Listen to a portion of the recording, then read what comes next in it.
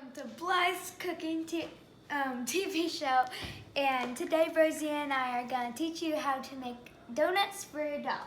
So first thing you need is Cheerios, powdered sugar, chocolate chips, and parchment paper, whatever it's called, or tinfoil.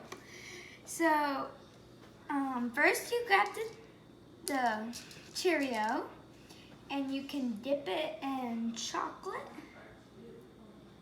And there's a chocolate donut. Oh, and after you put your chocolate chips in a bowl, and then I heat them up so it's more like icing.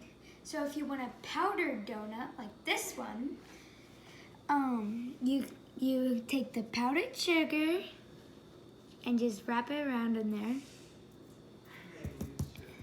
And there.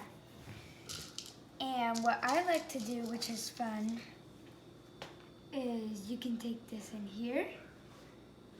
And I have some sprinkles. So, this is not going well. That's cute. Oh, it's going everywhere. And me and my mom found like a mince box at the checkout, and I just painted it blue, and we put parchment paper in there, and so you can put your donuts in here.